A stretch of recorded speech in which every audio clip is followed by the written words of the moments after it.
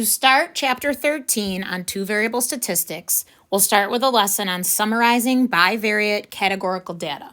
First, let's go ahead and define that.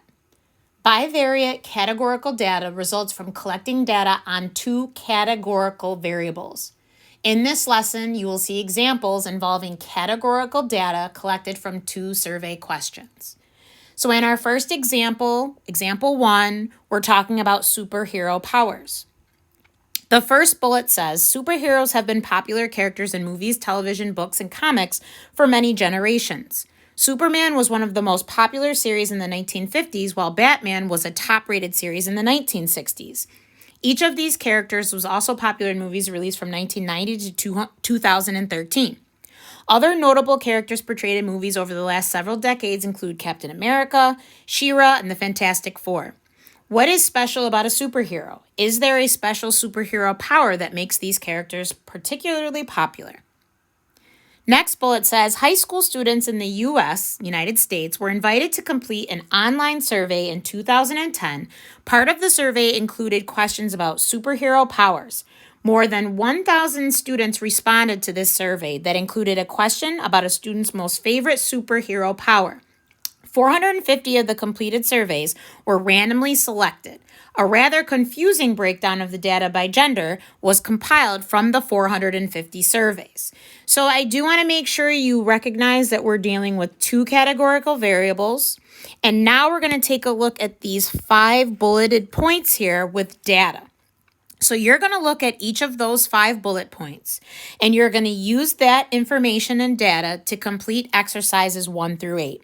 At this time, you should pause the video, complete exercises 1 through 8, and then when you're ready to check your answers, resume the video. Okay, now that you've had time to complete exercises 1 through 8, let's go over the answers. First of all, let's look at the data. 100 students indicated their favorite power was to fly.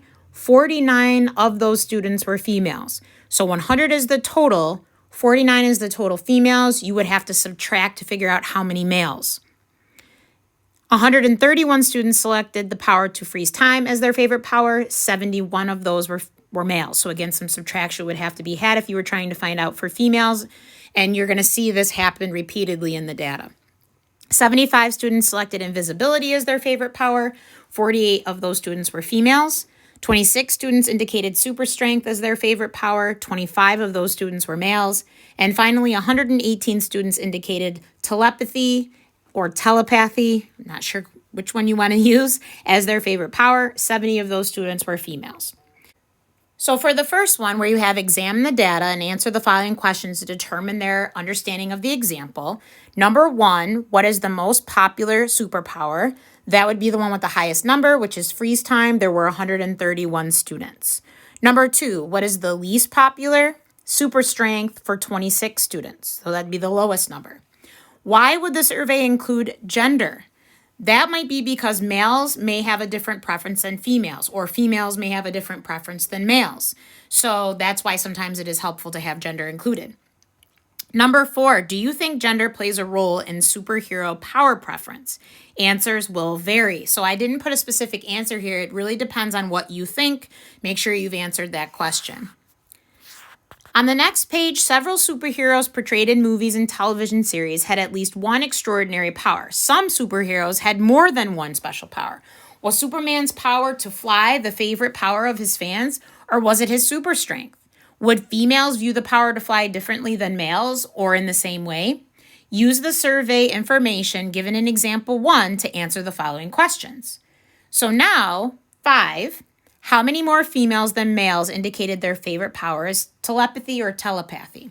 So I looked at the data and I saw that 118, if you go back and look, were the total for the last bullet. So I used that information and the fact that 70 of those were females to answer this question. So I took 70 away from 118, which tells me there's 48 males. And if I subtract 70 and 48, the number of females and the number of males, I see that there are 22 more females than there are males. Similarly, with number 6, how many more males than females indicated their favorite power was to fly? I did a similar process. 100 minus 49 to figure out that there were actually 51, then 51 minus 49 to see that 51 males is actually 2 more males than females. Females are 49. For number 7, write survey questions that you think might have been used to collect this data. So you need to be able to figure out male and female, so you have to ask a question about gender, and then you need to know what superpower they prefer. So the 2 questions would be, what is your gender? And the second one, what superpower would you like to possess out of flying, freeze time, invisibility, super strength, or telepathy? So make sure you name those so that your people that you're asking these questions to know what they're allowed to pick from. And then lastly, how do you think the 450 surveys used in example 1 might have been selected? You can assume that there were 1,000 surveys to select from. So whenever you're doing a type of survey like this, you want to make sure you always do a random selection. That way you're really getting a random sampling of your population. You wouldn't want to be choosing only females, only males, only a certain age group, or a certain grade level. Okay, so always a random selection. So now, moving on, we're going to complete example 2 together.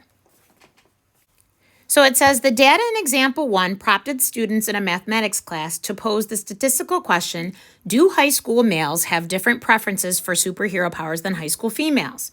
Answering this statistical question involves collecting data as well as anticipating variability in the data collected. The data consists of 2 responses from each student completing a survey. The first response indicates a student's gender, and the second response indicates the student's favorite superpower. For example, data collected from one student was male and to fly. So that's why the data is bivariate categorical data. There were 2. The first step in analyzing the statistical question posed by the students in their mathematics class is to organize this data in a 2-way frequency table. So I want you to think back to the bulleted pieces of information you had earlier.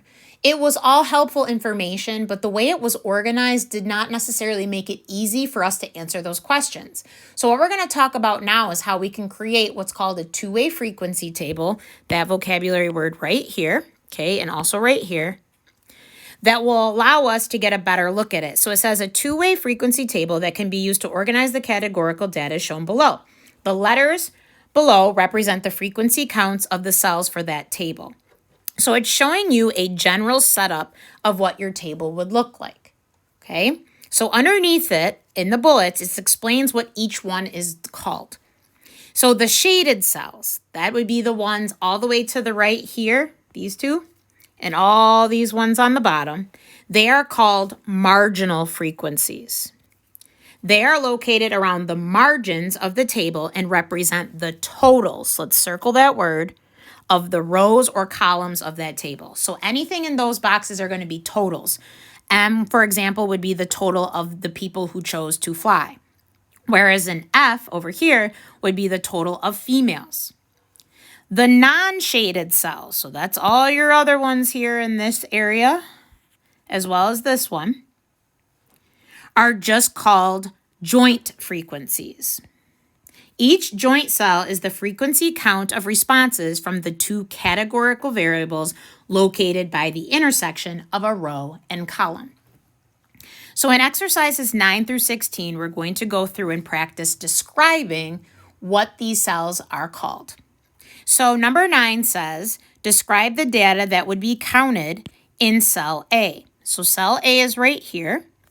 That would be the total of, we got to check the categories, females who chose to fly. So this would be the number of females who picked flying.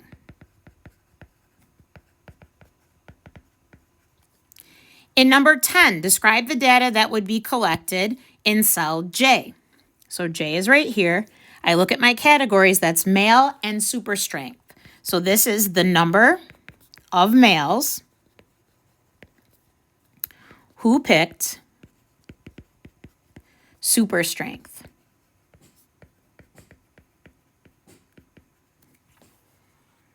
For number 11, describe the data that would be counted in cell L. So L is this one right here. Remember, that's a marginal one, so that's going to be a total. L is going to be the row total for males. So this is going to tell me the total number of males in the survey. So that's the total number of males overall. Number 12 says, describe the data that would be counted in cell N. So I'm going to find cell N. That would be right here.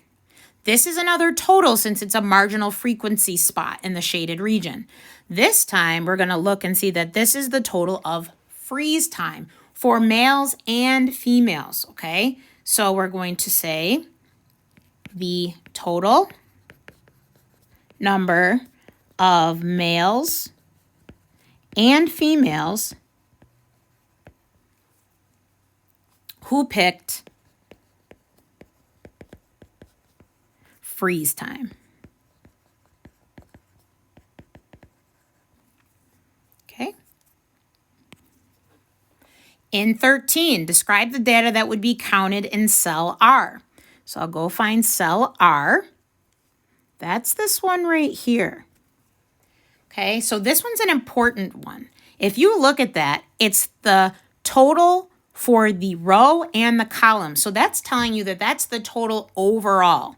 So for next to number 13, I want you to put a star and recognize that that cell is very important.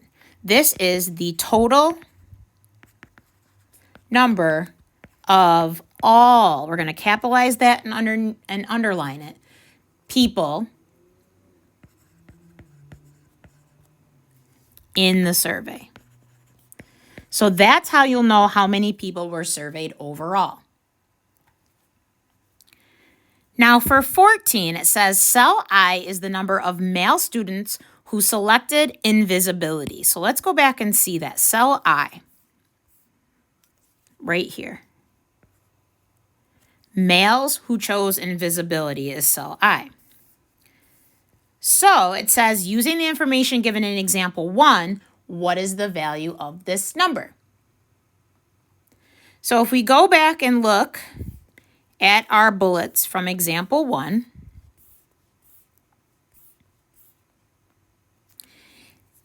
this third bullet right here says that 75 students selected invisibility and 48 of those were female. So the total was 75, 48 were female, and they're asking us to find invisibility males. So we're going to have to take those numbers and subtract them. So we will take 75 and subtract the 48 to see that it was 27 males. Cell D is the number of females whose favorite superpower is super strength. So cell D is right here. That's females' super strength. The question says, using the information given in example 1, what is the value of this number? So again, let's go back and look at the bulleted information from example 1. And we see right here, 26 students indicated super strength as their favorite power. 25 of those were males. In our question, they're asking how many were females. So we're going to take our total, subtract the male total, and see that we only had one female in this category. Now again, organizing your information in the bullets and trying to answer these questions is very possible, but the easiest way to do it is to organize it in the two-way table. So now that we understand what the sections of the two-way table look like, we're actually going to fill in our numbers now in the actual table. So we've gathered quite a bit of information at this point. What I'd like to do is put the information from the bulleted parts first so you can see how I would fill this in from scratch. So I will be looking at the bullets as I fill in these numbers. You can refer back to them at any time. It says 100 students indicated their favorite power was to fly. 49 of those were female. So when I go to fill in information about to fly, 100 was the total. 49 were female. Okay. Then the second bullet said 131 students selected the power freeze time. So that means that's the total for freeze time, 131. Then it said 71 of those students were male. So male freeze time was 71. The third bullet says 75 students selected invisibility as their favorite power. So 75 would be the total for invisibility. 48 of those were females. So under females invisibility, I'm going to write 48. The next bullet, the fourth bullet, says 26 students indicated super strength as their favorite power. So that means 26 is the total for super strength, but that it indicated that 25 of those were male. So male super strength, 25. Then for telepathy or telepathy, we have information in bullet 5 that says, and finally, 118 students indicated telepathy or telepathy as their favorite power. So that's 118 in the total. 70 of those were female. So female and telepathy or telepathy would be 70. Okay, so that information that you see in blue was given. Okay, so now what we need to do is figure out the missing pieces, which you've already started to do by the questions you were asked, but now you can see that you can easily figure out these numbers just by looking at the table. If I were going to look and fill in this table, I am going to add or subtract to find the missing information. Okay, so it's just adding and subtracting. So when I look at the to fly column, if I know the total is 100 and I already know 49 are females, all I have to do is subtract to get that number, which we did do in a previous question, and that answer would be 51. And I continue that through the rest of the table. If the total is 131 for freeze time, but I already know 71 are males, I subtract and see that 60 then are females. For invisibility, I would do subtraction again, 75 take away the 48, which is 27. For super strength, we already figured that out in a previous problem, but if we hadn't, I can see here that I'd be doing 26 minus 25, which is 1. Then for the last section in telepathy or telepathy, we would subtract 118 minus 70 and see 48, which I know we answered in a previous question. Now for the totals, the first one here, I'm going to total up all the female column. So if you total those up, that would be 228. Then I will total the male, I should say row, sorry, I misspoke, female row. The male row totals up to 222. And then I can either add the total row or the total column to get my total overall, which is 450. Okay, so this means that's how many people actually took the survey. Okay, so total number surveyed. So some things in conclusion. Categorical data is data that takes on values that are categories rather than numbers. That's an important fact here. So you're answering the questions with actual words, not with numbers. That's what makes it categorical. Examples include male or female for the categorical variable of gender, or the 5 superpower categories for the categorical variable of superpower qualities. A two-way frequency table is used to summarize this data. So yes, you can look at it in bulleted form and try to figure it out, but it's much better to take that bulleted information, put it in the table, and find your missing pieces. The number in a two-way frequency table at the intersection of a row and column of the response to two categorical variables represents a joint frequency, and the total number of responses for each value of a categorical variable in the table represents the marginal frequency for that value. And that concludes our lesson on summarizing bivariate categorical data.